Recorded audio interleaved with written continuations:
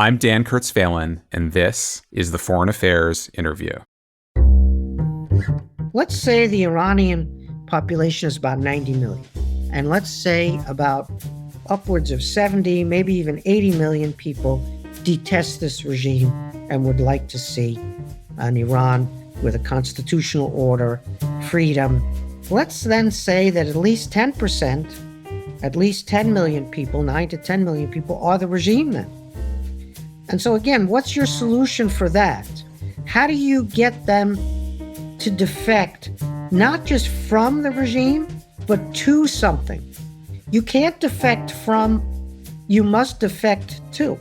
I'm Justin Vogt, Executive Editor of Foreign Affairs. Dan is away this week. When America and Israel launched a joint war on Iran 2 weeks ago, U.S. President Donald Trump urged Iranians to rise up and rid themselves of their tyrannical rulers.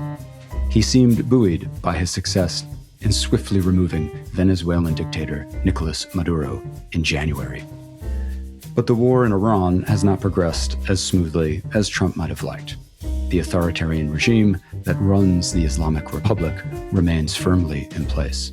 The historian Stephen Kotkin has spent decades thinking about how these regimes function, how they survive, and how they come to an end.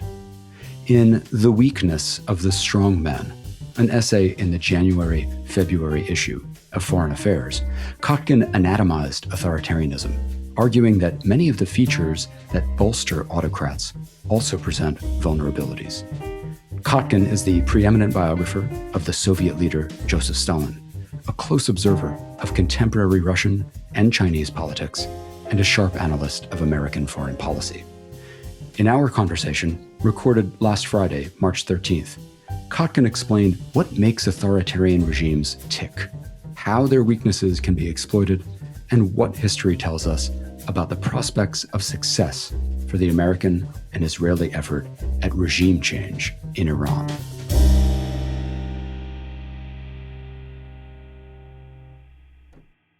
Stephen Kotkin, welcome back to the Foreign Affairs Interview. My pleasure. In our January-February issue, you wrote this terrific, insightful essay called The Weakness of the Strongmen, What Really Threatens Authoritarians. Now, little did you know that just a few months later, the United States would launch a war on one of its longtime authoritarian adversaries. And we're going to get to Iran later because you also have great insight into the wider history of geopolitical conflict and regime change and how this war fits into it. But first, I just want to step back and talk about why it's so hard to define authoritarianism and to figure out which states are authoritarian states. And to talk about the solutions to that kind of conceptual problem that you've come up with, which is to identify what you call the 5 dimensions of authoritarianism. What are those? Authoritarianism is the absence of constitutional or institutional limits on executive power. The fewer limits on executive power, the more authoritarian. It's sort of a continuum, but at some point there are next to no limits on executive power except for circumstantial limits, like the leader is a fool or the country is very big and takes time for communications, for example. We're talking about institutional limits on executive power. The lack of that, that's authoritarianism. And so then you can get into typologies, what kind of authoritarianism, this kind, that kind, with a dominant party, a personalist regime. All of that is interesting and important, but I take a different approach. My approach is to say that there are 5 dimensions to authoritarianism that simultaneously serve as its strengths and its vulnerabilities, which therefore enables policy action in response. So you can understand authoritarianism, but not be paralyzed by the understanding. So the 5 dimensions that I outlined of an authoritarian regime's strengths and vulnerabilities are 1, obviously the repressive apparatus. You can't get anywhere without a repressive apparatus, and they have immense resources, personnel devoted to repression. What's interesting is they also are subdivided into many different competing or rivalrous mechanisms. so that no one group is too powerful. They're thrown off balance a little bit inside the regime. So they have an enormous repressive apparatus that is deliberately divided and rivalrous, and therefore lots of tensions and animosities. The second is cash flow. We often heard for decades now about GDP growth is critical for authoritarian regimes and how there was some type of social bargain where if you gave up your freedom, in exchange, you got a rising standard of living, and that was the, quote, bargain of authoritarian regimes. It's never been true. Authoritarian regimes cannot be held to any bargain. If they fail to raise living standards, you can't sue them. They don't voluntarily leave power for violating their side of the imaginary social bargain. However, they really do depend on cash flow, even if they are not growing the economy and if they're not providing jobs. Cash flow is most convenient for them when it comes up out of the ground in gushers like hydrocarbons, oil and gas, or other minerals. But cash flow can come from counterfeiting American currency. It can come from hacking crypto exchanges. It can come from hacking central banks. It can also come from massive manufacturing export economy like the case of China. China doesn't do massive export of commodities the way that Russia does or other authoritarian regimes that are commodity export based. But China has huge cash flow toward the regime through taxes and state-owned enterprises coming from their export-led manufacturing, finalized goods and inputs economy. The third dimension of authoritarianism is control over life chances. And control over life chances is the critical one in some ways for differentiating authoritarianism and totalitarianism. The more the regime can control whether you get a job or not, whether you get an apartment or not, whether your kids can go to school or not, whether you can holiday or not, whether you can get a visa to travel abroad, and sometimes that means an exit visa, not just a visa to another country that country would grant, whether you can get a residency permit to move to a place where jobs might be available. All of that comes under control over life chances, this third dimension. The more the state controls life chances, the more it could control your behavior and even your expression, your public expression, your private expression, because you'll lose your job or your kids will lose their place in school or worse. And so this control over life chances means that the more life chances are in your control, the more space you have to cope with and survive the authoritarian regime. But then, of course, vice versa. So in a totalitarian regime, they have very significant control over life chances across the board for you, your kids, for anybody you know. And therefore, the private sector can be the friend of external actors because it provides less state control, less authoritarian control over life chances, although that's complicated by surveillance techniques and other things. The fourth is narratives about legitimacy or how the regime got into power or why the regime is in power or should be in power. These are the stories that the regime tells itself and its people. Yes, and these have to be effective at some level. You need the repressive apparatus, but it's not enough. You need the cash flow, but it's not enough. You need the control over life chances, but at some level, you also need to have these stories, these narratives about what type of civilization we might be, who our enemies are. Usually you have a panoply of internal enemies in cahoots with external enemies.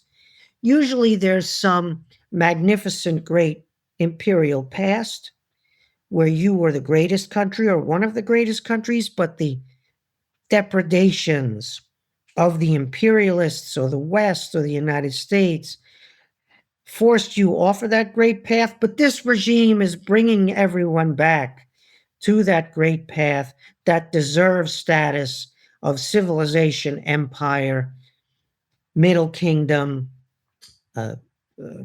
preponderant power in some fashion, power under God, providential power in other cases. There's a formula here: the enemies plus the greatness, and the regime alone can bring the greatness back and suppress the enemies. The enemies category keeps expanding, and those people who may be ethnically correct from the regime's point of view, who nonetheless dissent from the regime, all of a sudden go into the enemy box, etc. So it's not just the wrong religion or the wrong ethnicity. It's anybody who opposes the regime in any way, including in terms of regime perception. Being the wrong person at the wrong time. From the regime's point of view. It's very convenient, very powerful, and it's like a well that is bottomless. You could just keep dipping the bucket down and bringing up these stories, propagating them. We sometimes think of censorship as suppression of information, things you don't want the people to know, voices you don't want them to hear, and that's true. But these regimes promote stories at the same time to fill that space. And sometimes they don't even censor as effectively as we think, but they promote much more effectively than we think the widespread, what become pervasive narratives. The fifth and final is the international order and the extent to which it is conducive or corrosive of authoritarian regimes. And that varies over time, and it can be things as like commodity prices, which of course affect the regime's cash flow. So, for example, price of oil of any given time, or export controls, or tariffs, or other mechanisms, the Federal Reserve's interest rate deliberations, which affect, of course, all countries in the world that don't have a say in Federal Reserve policy. So you got repressive apparatus, cash flow, control over life chances, the storytelling, and the international order. Those are the 5 dimensions that are all provide strength for authoritarian regimes, but I perceive vulnerabilities there that we can act upon. I want to get to the vulnerabilities and how to act on them. First, though, I want to linger just on the question of, we've now kind of talked about what makes a country kind of qualify as authoritarian. In today's world, and in your piece, clearly Putin's Russia, the Chinese system, the Iranian system. North Korea maybe is sort of somewhere between authoritarian and totalitarian. That's all fairly clear. Where we sometimes get into arguments these days is with what you call in the piece, the elephant in the room. And I want to sort of just acknowledge the elephant. But that is the American president, Donald Trump, whose critics frequently will call an authoritarian or claim that Trump is trying to turn the United States into an authoritarian country or has an authoritarian agenda. And the reason it's important, I should note, is that if the idea is that it's the United States which is going to be opposing these authoritarian powers, that becomes complicated if you think that, the US itself is sort of trending in that direction or is already there. What's your response to that kind of very familiar now criticism? If Trump aspires to impose an authoritarian regime in the United States, he's failing. He's failing miserably across the board because we have institutional limits on executive power, even though they're being tested. So the imperial presidency, as it's sometimes called, was a book by Arthur Schlesinger, written in 1973. And Schlesinger complained that the president had too much power. And in fact, it's the Nixon era, and one can understand the context. Schlesinger complains less about FDR, who invented the imperial presidency in many ways. And FDR is in some ways the gold standard of imperial presidency. But if you support the New Deal, if you support many of the programs that FDR introduced, a lot of which, of course, didn't work or were not enacted because the Supreme Court rebuffed them, etc. There were institutional limits on FDR's power in the 30s. But anyway, so the imperial presidency is a long-standing problem in the United States. It's not something that Donald Trump has introduced, and it's not something that will end with Donald Trump either. It's something written into the Constitution in some ways. The arguments of the anti-federalists in the 1780s were that the presidency would be too strong. And others argued that we needed that kind of executive in order to ensure that the union functioned. But as everybody knows, the Congress is Article 1 of the Constitution, not the presidency. The presidency is Article 2. And if Article 1 were functioning as an institution better than it is, the problem of the imperial presidency would be significantly reduced. Article 3 is functioning, the judiciary. Many judges not appointed by President Trump, not appointed by Republicans, as well as judges appointed by previous Republican presidents and by Donald Trump, have been ruling against much of what the administration has claimed it has the right to do. Courts move much more slowly than the executive branch does, so it can be frustrating for people on the receiving end of the actions of the presidency. We should not confuse policy disagreement with degradation of democracy. Some of us, for example, might be in favor of immigration. Others might be against immigration. But immigration enforcement is, in fact, a prerogative of the executive branch. And if the executive branch decides to enforce immigration, that's a policy choice, and we may be on the losing end of that policy choice. The issue then becomes the methods of enforcement, and if those methods are illegal, because the presidency is acting in a quasi-imperial fashion, then there's a lot of pushback from that. The pushback is from the institutions. The Congress could intervene and hasn't, but the judiciary has intervened. The federalist system has intervened, the state level part of the United States that is not the federal level of the government, but the state level government, and also society can intervene. We have a gigantic, robust, dynamic, self-organized society, as well as a gigantic self-organized economy. And those are a lot of powerful interests that also can push, sometimes with the agenda of the imperial presidency and sometimes against. So this is a problem that I recognize from history.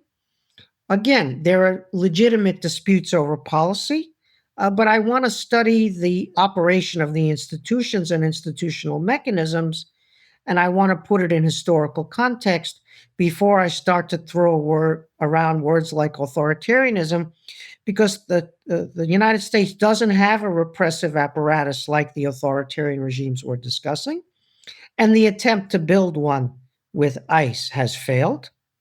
And anyway, the size of ICE is sort of relative to the population of the United States compared to the authoritarian regime repressive apparatuses can't be put in the same conversation.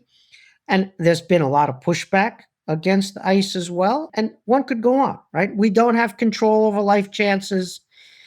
Our government is not driven solely by cash flow considerations as opposed to providing the well-being for the well-being of the people, because every 2 years we have congressional elections and every 4 years we have presidential elections, and we have those local elections as well that are highly consequential, and one could go on, right? So I understand that people are upset. I understand the imperial presidency is a problem. I understand Donald Trump has aspirations. I understand all of that, and I also know about FDR. I know about Nixon. I know about Andrew Jackson. You know, comparing Andrew Jackson and President Trump, one wouldn't necessarily put Trump on the extreme end of the spectrum there compared to what Andrew Jackson did, the Indian Wars, Florida, abolishing the original central bank, and one could go on. So this is not a justification. It's not a validation. This is not a political standpoint, but it is a call to be historical and sober and comparative about these questions, as we're disappointed, as many of us are, and as violations of the law are occurring, which the courts, as I said, are slowly but nonetheless definitely pushing back on. We'll be back after a short break.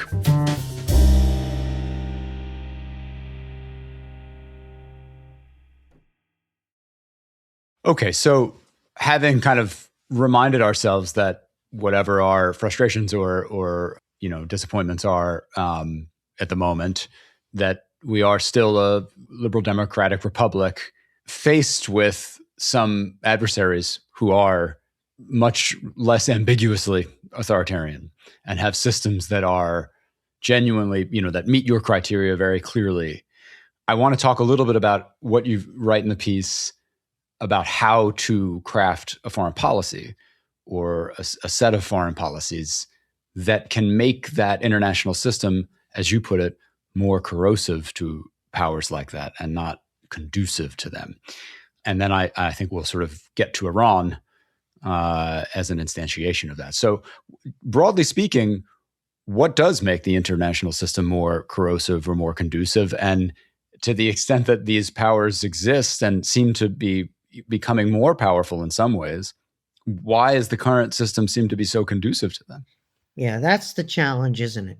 I should say that I am not against authoritarianism in every specific case, that something needs to be done about it. Right. There can be authoritarian regimes that are pro-Western, supportive of the United States. There are disappointments domestically in how they treat their own people, in the lack of limits on their power and behavior, and also the lack of corrective mechanisms. But there are cases, and one can enumerate the ones that people like. I'm not going to take sides here, but one could imagine that Singapore would not necessarily be a system that we would say is a threat to the United States. We might put the UAE in that category. Well, we might then debate all sorts of other liminal cases. Right. And I'm not saying in a blanket fashion that we should go out and throw off balance every authoritarian regime in the world. Right. No, I'm glad you made that distinction. This is not a sort of call for an anti-authoritarian crusade or a foreign policy that is predicated on the idea that the point of American power is to oppose authoritarianism wherever it finds it. That's a very good point. But I guess there are in fact some adversaries that we have for geopolitical reasons, for reasons related to our interests, who happen to be authoritarian. Yes. And that kind of opens the question about, okay, what do you do about these types of states? So I'm concerned about the old Eurasian landmass empires that see themselves as civilizations. So I'm concerned about China, Russia, Iran. Now, Turkey is an interesting case, and it's in motion.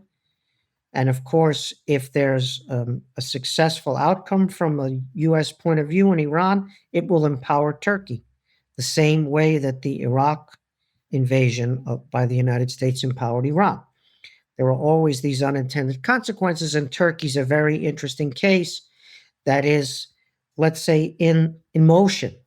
And we're not sure what the future of Turkey might be, but it's one of these ancient Eurasian landmass empires that sees itself partly as a civilization in neo-Ottoman fashion. But Turkey is not in the peace and is not in the same category as the countries that are in the peace. And that would be the cases of, again, China, Russia, Iran, and North Korea being another case that's complex and smaller, but also important to discuss. So if you have this analysis of the authoritarian regimes, and certain of them are quite inimical to U.S. interests, not just detrimental to their own people, curtailing their own people's freedoms, not solely detrimental to their neighbors, which is a big problem, and some of those neighbors are our allies, threatening those neighbors, but also directly threatening U.S. interests more broadly. And so I would put them in that category, and I would say, well, we cannot do nothing. What would be my policy prescription for them? And so I'm not a regime change person, and the piece is not in favor of regime change. I'm not a democracy promotion person, and the piece is not in favor of democracy promotion. And I'm not a negotiations without leverage person, which the piece doesn't support either. So if you're not in favor of regime change, you're not in favor of democracy promotion, and you're not in favor of negotiation without leverage, what actually do you think you can do here? Right. What does that leave you with? Yeah. It leaves you with deterrence, but with a political dimension to deterrence. And that, I think, is the differentiating factor here. To get the authoritarian regimes onto the back foot and to get us onto the front foot rather than us being reactive to their highly proactive policies. Now, I'm not an apostate who once favored regime change and now I'm against it because I've seen the stupidity of my ways or that I've seen the light. I'm not a former democracy promotion person, and I'm not a former negotiation, let's have talks without leverage. I'm a person who believes that it's deterrence plus diplomacy, but that the deterrence has a political dimension. So history is very clear about the failures of these various different approaches, their costs. Sometimes they succeed, often they fail. There are instances of success when it comes to these evil regimes. So these regimes are evil. So those who are against regime change, fine, because it's historically been a mixed record at best. But what are you going to do about the evil regime? Do you just say, oh, it's totally fine, it's totally okay? So you're against the Iraq invasion, but then therefore are you kind of de facto pro-Saddam? And so that's the navigation I'm trying to do here, which is to say I don't want to engage in something that historically has been troubling, but I also don't want to throw up my hands and say, okay, therefore, it's perfectly all right for those regimes to continue to do what they're doing. Right. Nothing we can do about it. Yes. Or we're just reactive. They do something and we have to figure out, oh boy, what do we do about that? And so I want to be proactive. And this proactive involves this political dimension of deterrence. We're very willing to build up our arsenal. We have the greatest drone ever invented, known as the Tomahawk missile. We just don't have enough of them. And we're trying to put more into Indo-Pacific theater, for example. I'm all in favor of the military dimension of deterrence. Of course, that requires an understanding of trade-offs and an understanding of your defense industrial base and everything else. But the pages of Foreign Affairs have been illuminating this quite well for some time, as have the podcasts. I'm also in favor, on occasion, of a limited, targeted, effective economic sanction toolkit, including export controls. I'm probably less favorably disposed towards the full gamut of them, because I think the more you do, the less you do. And I think enforcement is a challenge, and enforcement can only happen multilaterally and in alliances. I'm more about the proactive, less weight, some weight, but less weight on the export controls, more weight on the cooperative nature of producing, developing, securing supply chains and final goods. So I'm in favor of kind of bombing the other side's military industrial capabilities through non-kinetic means like sanctions, but I'm also in favor of lend-lease, as it were, which is to say a sharing of technology, supply chain, production facilities with friends, allies, those who are inside the security perimeter and security treaties of the United States. So what you might call a GATT versus a WTO approach, or you might call lend-lease writ large. And so again, economic deterrence is critical, but pro-economic cooperation can be superior over time. It's the third dimension, the political dimension of deterrence, that's often decisive and often the place that we don't do as much. So, for example, we'll say things like, well, we've taken regime change off the table. We still get accused of promoting regime change by all the authoritarian regimes, whatever we publicly state about it. And in fact, that area is the one that they perceive to be the one they're most vulnerable in. And so by not doing anything in the political space, we put too much weight on the military and economic deterrence, both of which are important, but insufficient. What's an example, just to stop you there for a second, when you talk about doing something in the political space, what's a kind of practical example of that or a historical example of that? So if you have a repressive apparatus that's gigantic, but divided against itself on purpose by the regime, and full of rivalries and animosities, that's a space to recruit in. That's a space to say there are a lot of disaffected people. If someone got the stolen assets, someone else didn't get the stolen assets. If someone got the medal or the promotion, or someone's kid through nepotism got the promotion, someone else didn't. And so you have this space to play in. We do recruit, I understand. My view is we have to play more strongly in that space, and we have to break these regimes, divide them against themselves. So we don't have to do regime change, but we can do regime destabilization or regime unbalancing. And what that means is to use the ambitions and animosities of people inside the regimes to throw the regimes off balance, not solely by recruiting them to provide us with information, the kind of information that's available on the homepage of our newspapers or the Telegram channels or elsewhere, right? But I'm talking about trying to threaten them with the possibility that there's a political alternative to themselves coming from inside the regime. And so what that means is these regimes can be terrible at everything. They can fail across the board. They only have to succeed at one thing: suppression of political alternatives. So the more you can introduce political alternatives, right, the more you can unbalance them, get them onto the back foot. Again, you don't have to take them down, but you get their attention, and then you can negotiate with them from a position of strength or leverage. Often we think of the democratic opposition as the space to play in here. And so there'll be courageous people who risk their lives to oppose a regime. Many of them will lose their lives.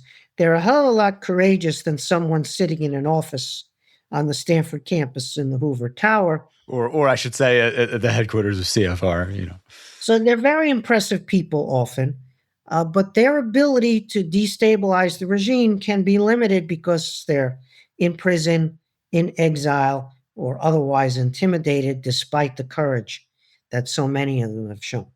And so I'm not against supporting them, but what I'm talking about is inside the regime itself, regime loyalists who often are highly patriotic, but who see the regime is corrupt, full of lies, and hurting the country's long-term trajectory.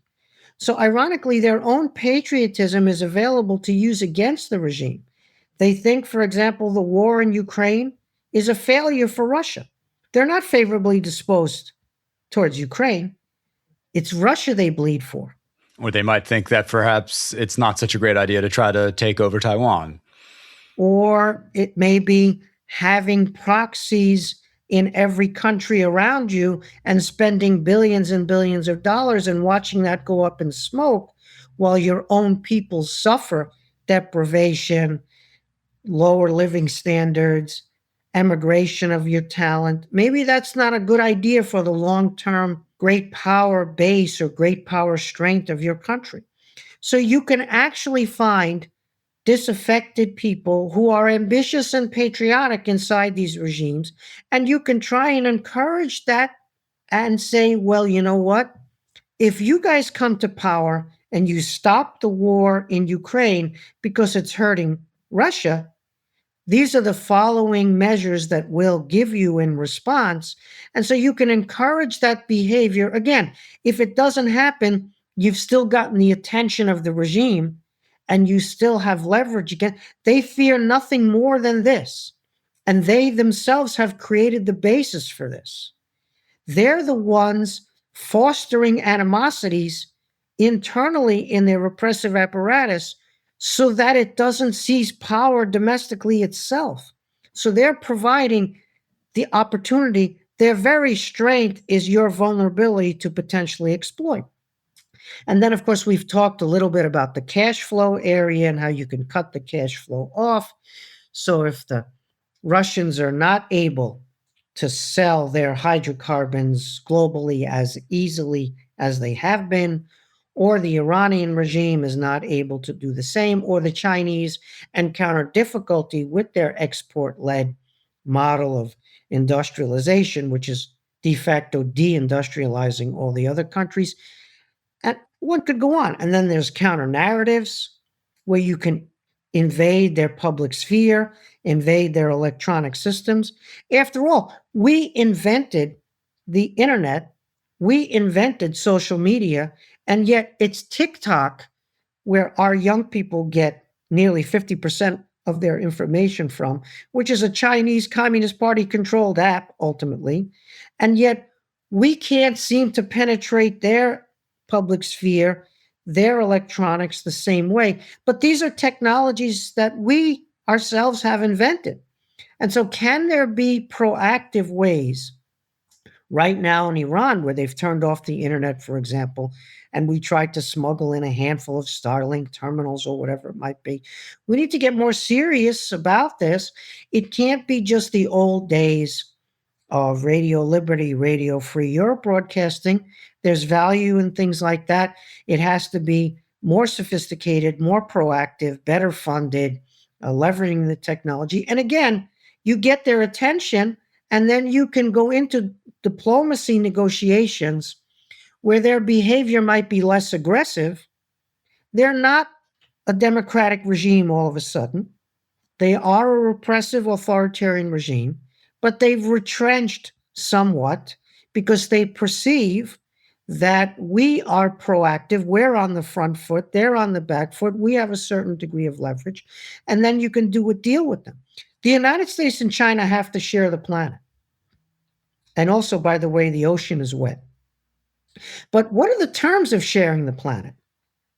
Like, we have to share the planet with China. We're not disappearing, they're not disappearing. Same thing with Russia. They disappeared twice and they're still there. They keep coming back. Yeah, well, exactly. And same thing with Iran. So what are the terms of sharing the planet? Can we get better terms? Are the terms going to be Xinjiang, what happened in Hong Kong, the pressure that's now on Taiwan? Are those the terms? Because I don't like those terms. So I need better terms. I need more leverage. I need them on the back foot, not the front foot. I need us not to be solely reactive. Now, this is not a pie-in-the-sky view. These regimes are not pushovers. These regimes can and do kill their own people. They can and do invest in military capabilities, often asymmetric, that can cause a lot of damage, as we're seeing. So I'm not naive about these regimes, nor, again, is this a regime change agenda. This is a political deterrence agenda on their vulnerabilities where they are most fearful in order to negotiate better terms for us and our friends to live in a world that is peace and prosperity to the extent possible.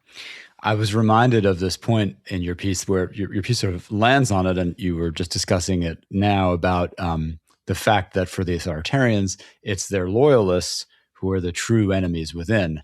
I was reminded of that very vividly by what happened in Venezuela, which, I think you could see in some ways as an example of the very dynamic you're describing here, where what we've wound up with is not regime change, but a loyalist from within to Maduro. And I'm talking about Delcy Rodriguez, who is now kind of the acting president. Clearly, there was the kinds of political action that you were talking about to try to find these people within the regime who may pose some kind of alternative, some kind of conception of that went into the policy, I guess, when it came to Venezuela. What did you make of that? I would have to say that the Maduro operation of the Trump administration is an audacious version of my argument. And they clearly had done their homework, and there clearly was a basis where they didn't try regime change per se, but they tried to figure out those loyalists who might be in favor of retrenchment and stop doing things which were detrimental to U.S. interests across the board. And so that's a good outcome in the short term for everybody, including the Venezuelan people. Let's remember that the Maduro regime and the entire trajectory of this Chavismo, Chavez before Maduro, in a population of maybe 28, 29 million, they have 8 million refugees. They've destroyed the country. Their GDP decline is 80%. So Nazi Germany lost 45% of GDP in the war, and they were incinerated. The United States in the Great Depression lost less than that, lost about a third. There's 80% of GDP on most estimates. And so the destruction that they did to that country and that they should answer for, nobody should cry for Maduro being in a prison in New York City. Nobody, in my view. But okay, let's move on a little deeper on the Maduro thing. So we can't judge things in the time that things happen alone. Everything is the fullness of time, right? The U.S. lost the war in Vietnam, and in the fullness of time, it won the peace. Vietnam is a pro-American country. Most of the population has been born since that U.S. war in Vietnam and the atrocities that were committed there. And so the fullness of time is what I'm looking for. And so I don't exclude, for example, the fact that one could have a political transition in Venezuela that was election-driven, that I don't know when, maybe not this year, maybe not next year, but at some point, because the current ruler and her brother and the rest of them, they're on a certain side of the actuarial table and not necessarily on the front end of it. And also, many of the changes over which they're presiding are having consequences that could well undermine their ability to keep this grip. So it's quite possible that we could move to a transition that looks more like a free and fair democratic election, and that the will of the Venezuelan people could be expressed and consolidated in institutions. What I don't want to see is civil war.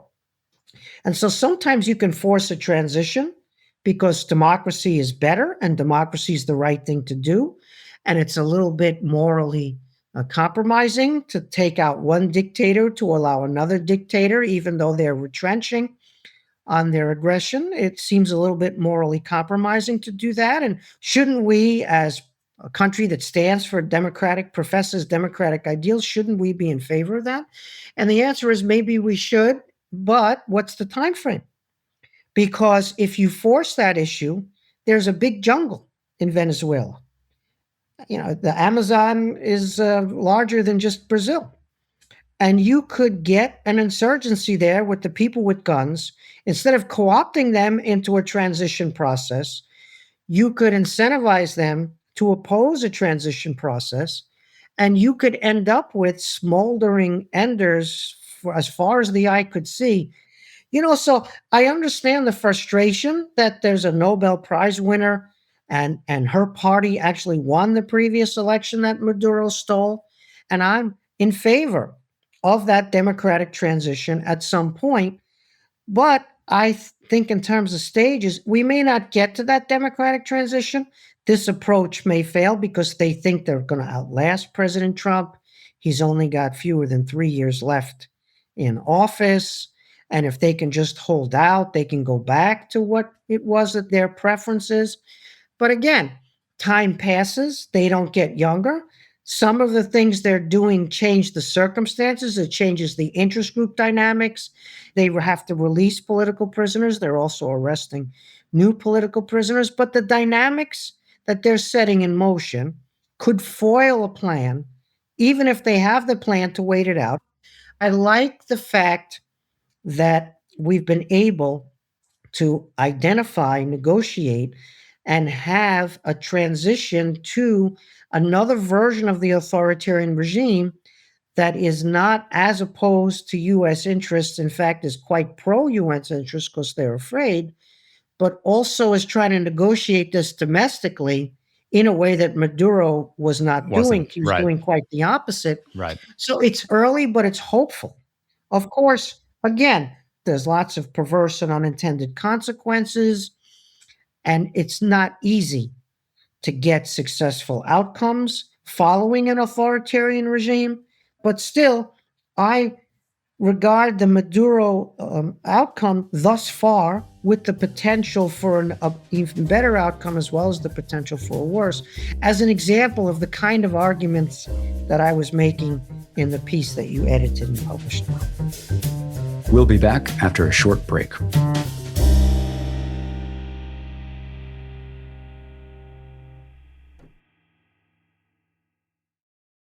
Let's go to the other sort of prominent example of an attempt to either change a regime or change the regime's behavior, which is obviously Iran.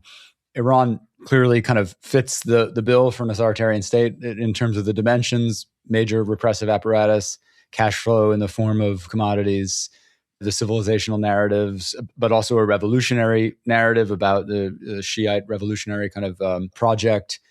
Life chances, I think, maybe not as determinative as some other authoritarian regimes, although I think if you're an Iranian woman, you might say otherwise. And then there's this question of the international system, which, or the corrosiveness or the conduciveness to it, which I think in the past couple of weeks has changed dramatically. But how sustainable those changes will be, that's really the question. So I guess, when you look at what we've done there, what the United States has done there, how do you see it sort of broadly, and how do you see it fitting in to all these ideas that you've been talking about sort of the, I don't know how, a sort of humble, modest, strategic, smart way to try to oppose these regimes? Does this kind of meet that standard, or are we doing something that is kind of off to the side? Again, I'm not a regime change person. That's not an argument I would have made. And also, the unfolding of the operation in Iran is not similar to the one in Venezuela for all sorts of reasons.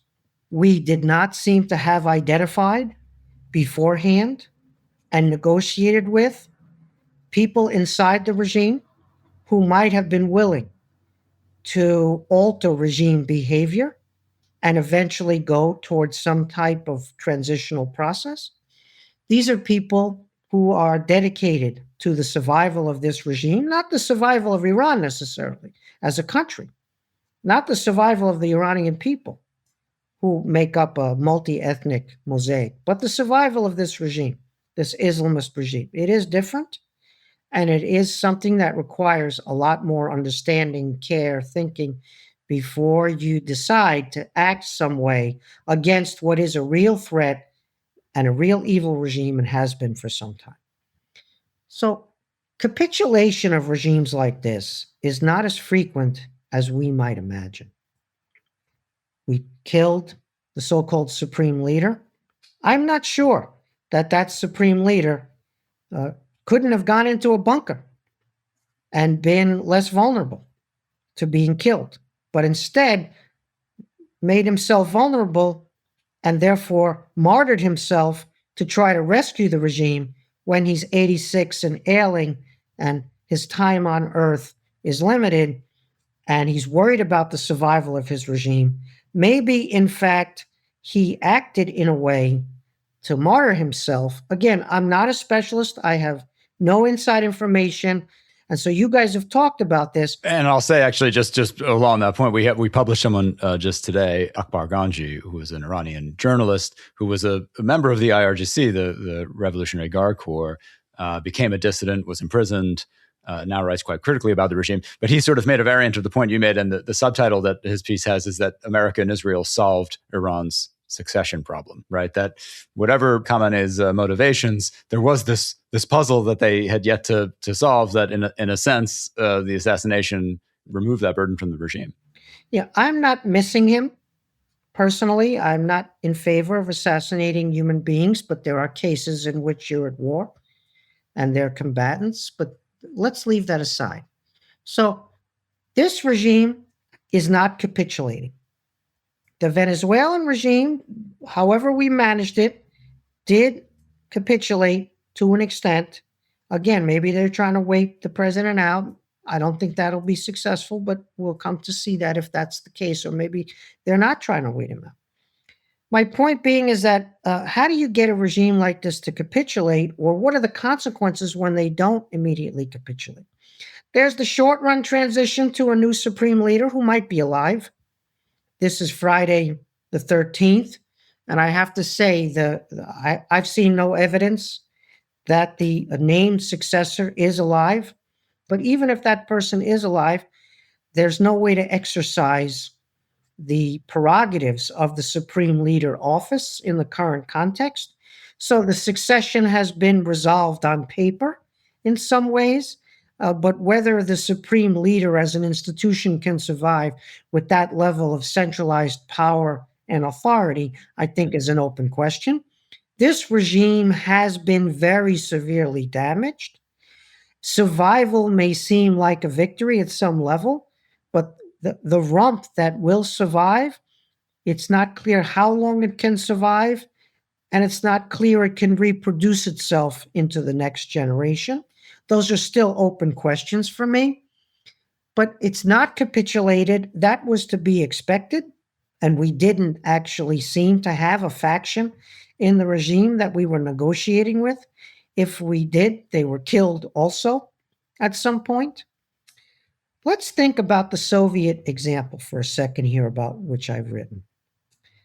Imagine for a second that Mikhail Gorbachev's Soviet regime, which was not attacked by the United States and Israel the way that Iran has been, it had destabilized itself, certainly under pressure through the years of the Cold War and bipartisan approach to contain the Soviet Union and to force it to then have to manage its own contradictions, as Kennan said in his original advice on how to approach this.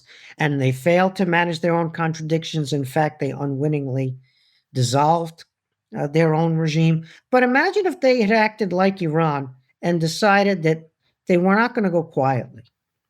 They were going to bring the whole thing down, not just the whole thing in terms of their country, but the whole world was going to pay a price for what happened to them.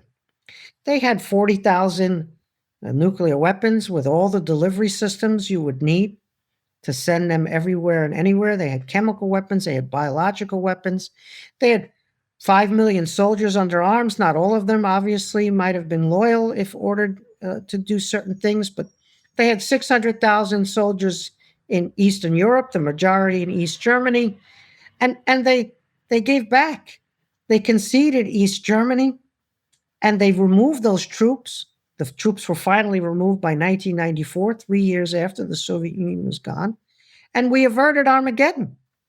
And so it's a kind of spectacular case of capitulation under pressure when they've lost the game that evidently doesn't happen very frequently, because the Chinese in Tiananmen in June 1989 had 1 million plus demonstrators in the square, and Deng Xiaoping did not capitulate then. And they've shown no signs of capitulation since, quite the opposite.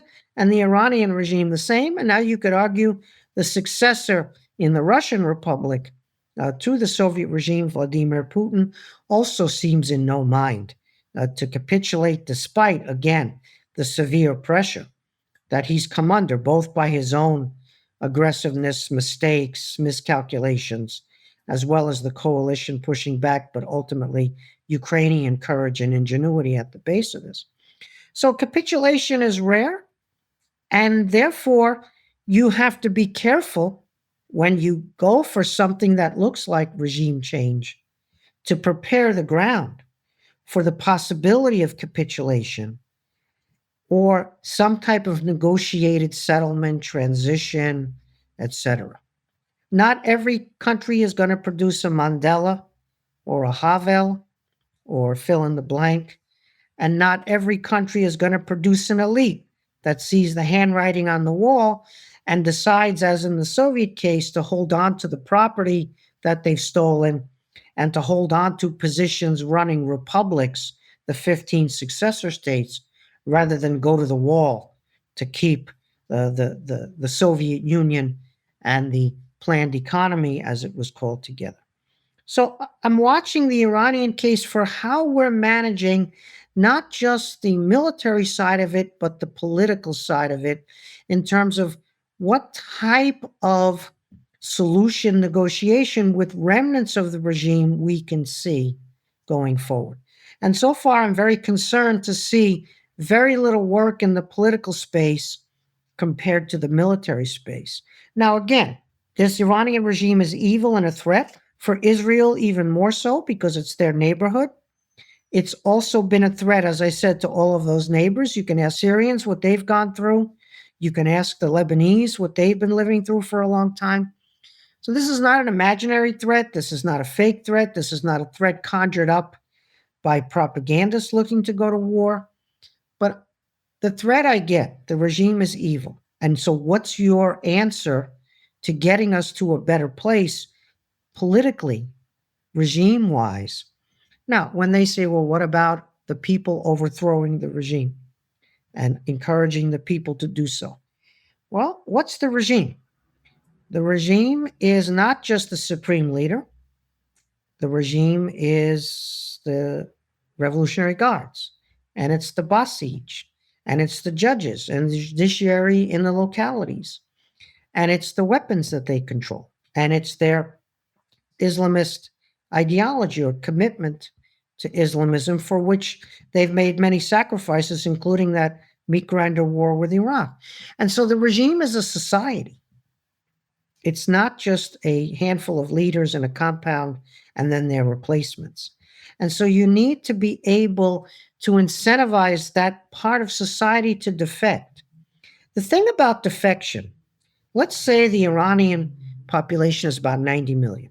And let's say about upwards of 70, maybe even 80 million people detest this regime and would like to see an Iran with a constitutional order, freedom. Let's then say that at least 10%, at least 10 million people, 9 to 10 million people are the regime then. And so again, what's your solution for that? How do you get them to defect, not just from the regime, but to something? You can't defect from, you must defect to. Defecting from is when you go into exile. You got to defect to. So if we're asking them to lay down their arms or to use their arms against their rulers who have created this catastrophic situation for that great civilization, to whom, to what are they defecting to? That's the part that is troubling me from the beginning of this exercise. I had a similar question in Iraq in 2003. I recognized the evil of Saddam and the evil of the regime, and I wanted to know what the political alternative to that was going to be before I was going to act. And so that's where we are. We're now in deep. It's like the sunk costs argument. Well, we're in this far. Can we really pull out? Can we allow them to have a victory by surviving? Can we allow them to blockade the Strait of Hormuz and get away with it? And all of those arguments that should have been discussed beforehand, and no doubt were discussed in parts of the bureaucracy, but not necessarily the decision-making parts. And so that discussion belatedly needs to happen, and we need to see action on that as well. Again, what would success look like in the real world, and what are those options? And the survival of some version of the regime is not necessarily a failure if the Venezuelan case can be pronounced a partial success. But what are the mechanisms, the actions being taken to move us in that direction? I'd like to see a public debate by experts in Iranian politics, Middle Eastern politics, in the region more widely. You can't just take the exile who's been out of the country for a century or so and plop them down in, because again, the regime is a society. The Basij, the paramilitary Basij, who are conducting a lot of the repression, that's a version of social mobility for many people who are from poor regions who don't have other options. And so they defecting from the Basij to what are they defecting to, it, as it were? Same thing with those judges who are often local officials who grew up in not rich provinces or not rich settlements in provinces. What's our story? What's our option for them? Not an abstract option, but some concrete options.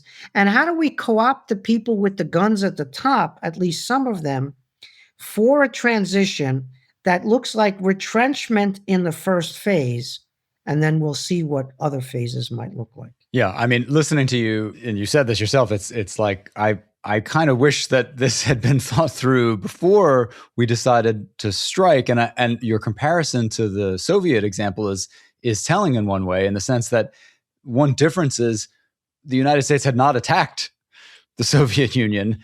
And also the Soviet Union had nuclear weapons, as you pointed out. So there was a real deterrent to doing that. But my point is that the capitulation that you saw on the part of Gorbachev and those other elites was in a sense possible because, we hadn't entered into a hot war.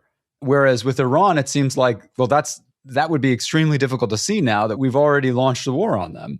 And you can say, yes, well, they were at war with us for all these years as well. And as many deaths as they caused in Iraq and elsewhere, there was nothing like the equivalent of the kind of attack that the United States has launched on Iran on the United States. So I guess what I'm saying is that now that we've already done this, right? Now that we've already taken this step, does that kind of foreclose all the possibly more constructive steps that you would have preferred to see? Is that out the window now? Or is it possible to still do that kind of stuff even once you've already started the hot war? So nothing is ever out of the window. You can snatch victory from defeat, and you can snatch defeat from victory. Let's call that Afghanistan. So many things are possible still, even if everything is not possible the same way. What happened in the Soviet case is that there was a gigantic faction in the elite that was pro-Western. They wanted to be like the West. They wanted to be part of the West. They wanted to have their cake and eat it too.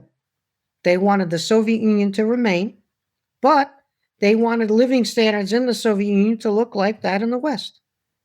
They wanted to control the society and control the property and continue to rule, but in a way that enabled them to holiday in France or etc.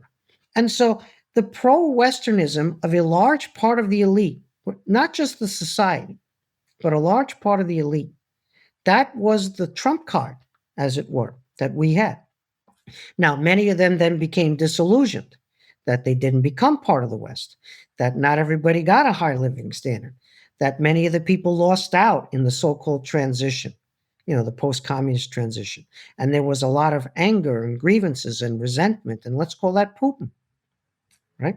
But the dynamic of being favorably disposed towards the West, wanting to join the West, and therefore defecting from the Soviet Union to an image, a leader, a movement, a series of institutions, defecting to something that was going to approximate the West, be part of the West, that's what worked.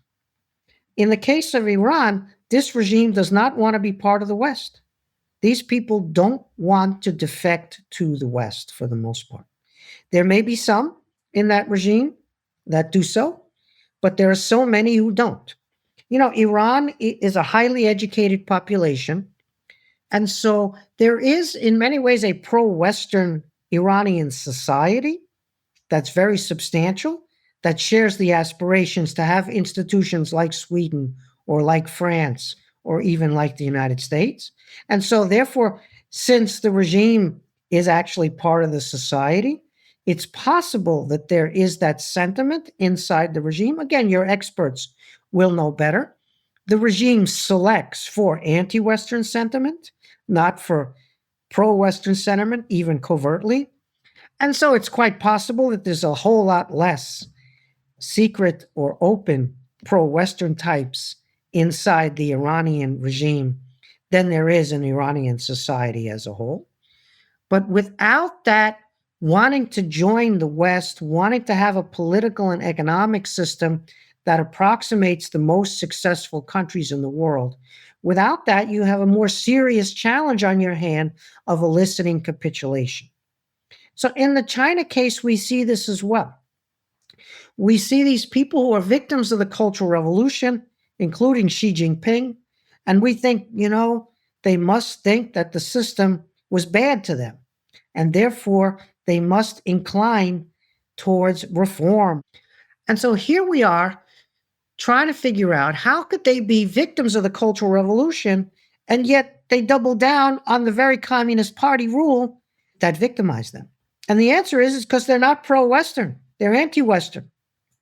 They think the West is decadent, corrupt, and more than that, even anti-China and out to get them. And so they're not going to capitulate. They're not going to join the West. That's a trick. That's an illusion. That's an operation the CIA is running. If only we were running that operation. And so the Iranian regime is an even harder case in that direction because of the Islamism. And so the population, it's one of the most secular countries in the Middle East because they've experienced, Islamist rule. Yeah. Right. Not Islam. We're not talking about the religion Islam. We're talking about political Islam or Islamist rule, which is not Islam, as you know. They've experienced it firsthand. It has failed at everything. It's impoverished them. It's imprisoned them. And they're secular. The Iranian society is very secular and often pro-West, not 100%, but significantly so. It's the regime that's not that way. And so figuring out how to appeal to the regime that's anti-Western and committed to something that they've sacrificed for even when they've been victimized by it, that's a harder problem, and I don't see us tackling that problem. Calling on women to rise up, well, they did that already. And they were incredibly courageous, and they suffered the consequences of that. Calling on the Kurds to rise up, which I think is more coming from Jerusalem than it's coming from Washington, and the Baluchi and these kinds of things, that's not the way you're going to rally those people who are pro-Iran but think the current trajectory of Iran is self-defeating. You have to figure out how to entice the pro-Iranian elites with guns who hurt for their country but are suspicious of the West and maybe fundamentally deeply anti-Western for good reasons or bad. I'm not judging whether they have cause or don't have cause. I'm bracketing that. And I want to appeal to them in order to get a solution to this, which is a version of the regime that's less threatening to its neighbors and that could potentially evolve through a transition. Maybe they could agree to elections in 3 years or whatever it might be, or in 5 years or next year.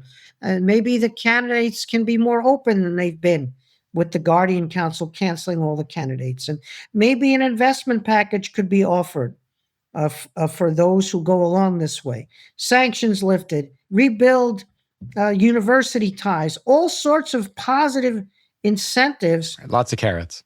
Yes. And so I'd like to see that. That's, I believe, still possible, as hard as it is and as dug in as we are about this. And we could certainly manage to do better than we're doing now. War is always surprising, even when you're highly prepared. You always have to adapt and react and pivot. And, the old line from Mike Tyson, right? I had a plan, and then I got punched in the face.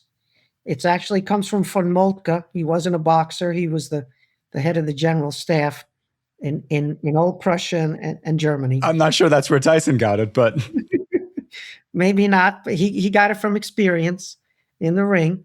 But my point being is that you can learn, you can adapt, you can pivot if you're willing to do so. You have to be humble. You have to be willing to admit mistakes. You have to be willing to say, I got some things wrong and that I need to change. You need to be willing to settle sometimes for less than your maximalist goals. And you need to have an agreement with the Israelis on what the war aims are. Okay, that's a long list of things that we hope that we might see from Washington, from the Trump administration. I guess I would say from your lips to God's ears, Steve, because so far I'm not seeing any of those things from where I sit. But I want to say thank you for all of the insight that you've brought to bear on these questions, both on our pages and just in our conversation today. Thanks again. Thank you for this opportunity to publish in your pages and to reach all of your audience here on these podcasts. It's really an honor, and it's a privilege to be in this position, and I'm very grateful.